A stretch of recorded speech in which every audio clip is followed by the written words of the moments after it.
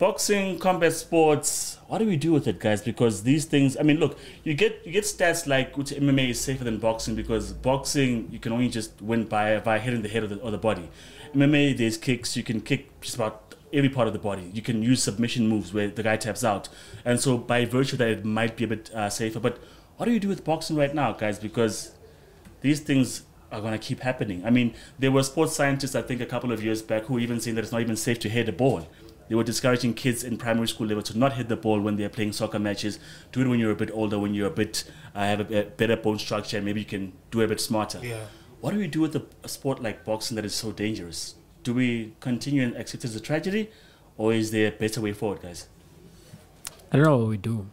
Yeah. Because a safety measure would be to wear the hate gear as they do in the Olympics. In the Olympics, but that would make the sport less popular. No one wants to see that. In actual fact, the reason that combat sport are as big as they are, I've said this before, like fighting is everyone's favorite sport. And the reason I say that is if you're at a four-way crossing and they're playing football on the one side, they're playing cricket on the one side, they're playing or they're racing, whatever the case may be, and there's a fight, everyone is gonna go school. Everyone is gonna go to the fight, right?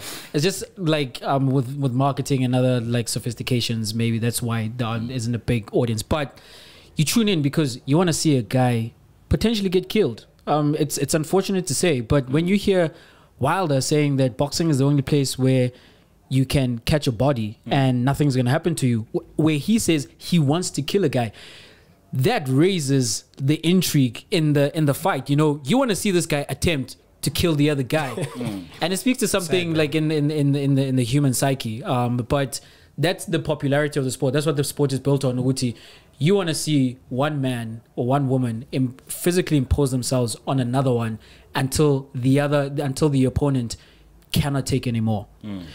So if you fundamentally change that, it's no longer the same sport. So at this point, I think we're too far in to do anything about it. If boxing was invented in this day and age, it would not pass. Like I don't think governments would sign off on it, or whatever bodies exist to greenlight these things, because we know too much now. We know about the effects of taking headshots. Muhammad Ali suffered from Parkinson's because he continued too long and he took too many shots to the head. In the NFL, like we know, former players have sued the NFL for billions because of what they kept from them about the effects of concussions. You know, we've seen guys commit suicide, commit murders, and then when their brains have been studied later, they found the effects of CTE. Someone like Buthelezi, I wondered to myself, the only thing I was thinking was, did he have a condition coming into this?